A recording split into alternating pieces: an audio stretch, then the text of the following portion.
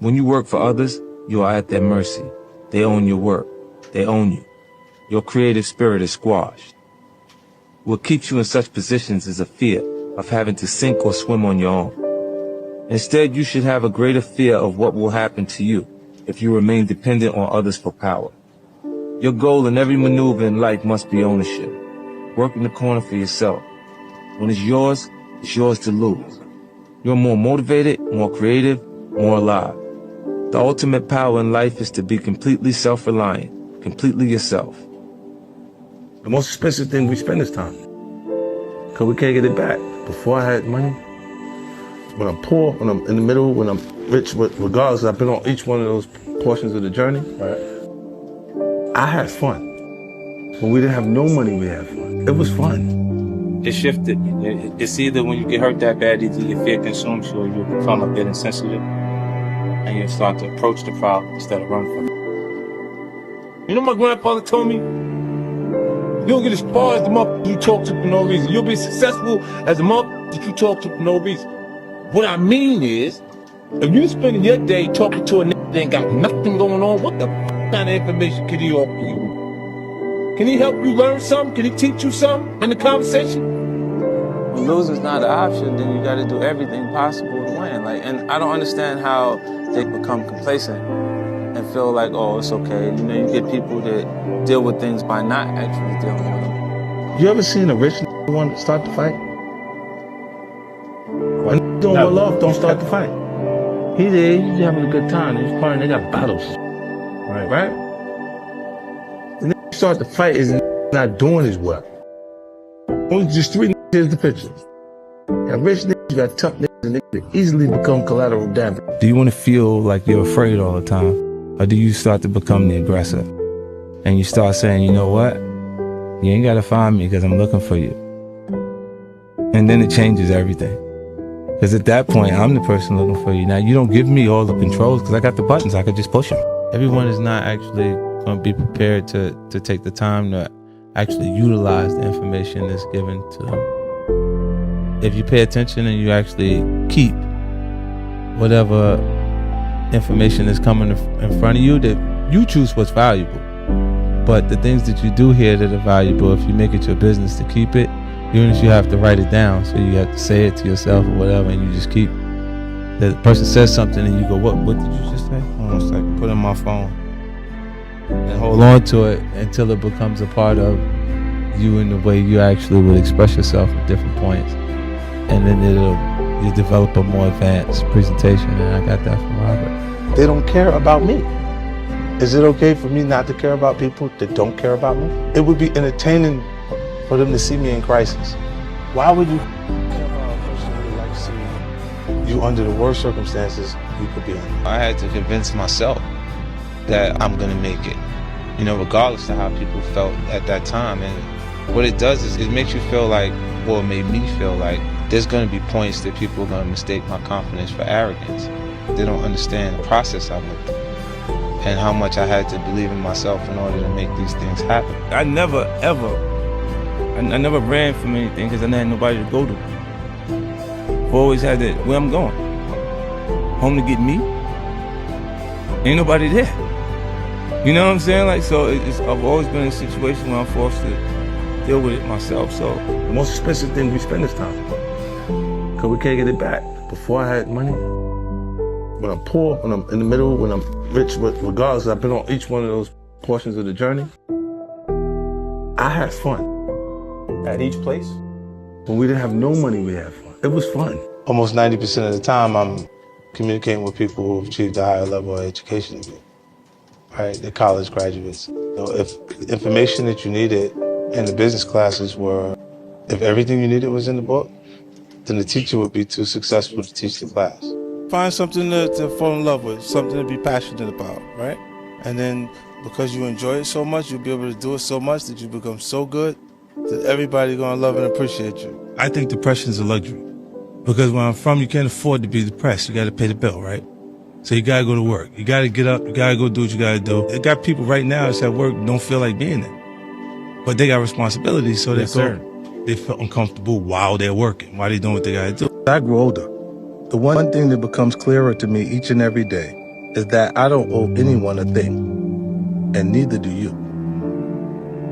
I've seen a lot of people pollute their potential after sipping from the well of entitlement. This is certainly true of many of the people I've been associated with over the years, even my own son. What they need to understand is that you should never feel like the world owes you anything. It doesn't. You must accept that it's all on you. That might seem like a very cynical way to view the world, but I would argue that it's actually liberating. You can only feel betrayal when you feel like you're owed something from someone. You can only feel resentment when you had expectations for assistance. When you accept that it's all on you, only then can you finally be free to focus 100% on being the best version of yourself. Either I'm going to get rich or I'm going to die in the process. I'm going to do what I want to do. And then if I die in the process, I was doing what I wanted to do. Get rich or die trying. I don't try to patch relationships. Right? You know what I'm saying? Like, because when they fall apart and you have no idea, like, what was the motivation, it says that you don't have to be involved for it to fall apart again. I think the things you go through make you who you are. So I don't regret those things. I don't regret them because I don't think I'd be who I am today if I wasn't exposed to those situations. If you ask me, would I, those are unfortunate situations that I've had to experience. And if I had a choice, I would have definitely went in a different direction. I might have wanted to go to school for business instead of having to go through this portion of my life. No matter what group of people, whether it's your actual blood relatives or people that you've developed relationships over time that created value. There's points where some of them develop a sense of entitlement, and it can't be met. They get blinded by what you've done and they're consistently saying, look what you have, versus acknowledging what you've already done. I come from hustling, like that's what it was about. There was no financial motivation connected to it. It wasn't involved. Like, now the things that they're doing is a little different. Like the little homies tell you, well, you ain't got no bodies. I think the only thing that separates people is passion. And having the ability to focus on something, or to work on it, will allow you to work hard enough to be good enough at it. That's the Kobe Bryant run. He outworked those people. A lot of people in the league perform according to their paycheck. They ain't getting that money, let them do it. And that's what separates him and makes him special to us in a different way, even after he's gone. Never happens on your time, like when you think you're ready, like it's supposed to happen. It always happens when it's supposed to happen. Because the period that you feel ready and people are not acknowledging the material the way you feel like they should because it's good, is the time that you actually develop skin thick enough to survive when it does work. If you're spending your day talking to a nigga that ain't got nothing going on, what the kind of information can he offer you? Can he help you learn something? Can he teach you something in the conversation? I wanted to bring everybody with me. So not be someone new, be a better version of what I already was, but like you want to do the same things. They want to shoot dice, we'll have the same argument. They want to do the same thing that we did that. You know what I mean? It's just circumstances, it puts you back under the same circumstances when you already moved to a different level. Like, I don't mind losing. I just like to lose at my expense. Let it be my fault. If I'm losing based on someone else's decision to do it, I'm furious about it. I was afraid and I was uncomfortable with being afraid. It's either when you get hurt that bad, either your fear consumes you or you'll become a bit insensitive and you'll start to approach the problem instead of run from it. I try not to surround myself with people that I have to be defensive around. You know, and that is a defense mechanism. Like, anger is a more comfortable feeling to deal with than having your feelings be hurt, or a person did something, you being disappointed in the decision to do certain things. Like, you know, like some of these guys, they're gonna roll with anybody that will embrace them. Anybody that'll just be in every circle, period. And I'm like, I'm not really comfortable with that. Like, imagine if you say, yo, my man is over here, Charlamagne over here at the West End, I'm gonna go pull up on him. And you go over there and then you run right into somebody who got a problem with you. And you all off balance because you was just going, you went prepared to see Charlamagne, not prepared to run into these people. And then you have problems. That's why I don't usually communicate or associate. If a person's on the gate, I kind of put them on the other side. So I don't leave myself vulnerable to that. You know, I had to convince myself that I'm gonna make it.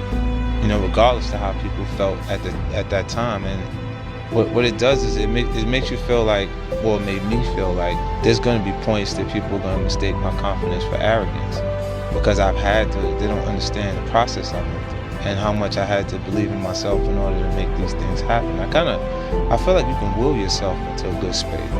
Things that are meant to happen will, and if you believe in yourself enough, you can help yourself learn. You can inspire yourself in different ways where you can actually discipline yourself, to the point that you can become good enough.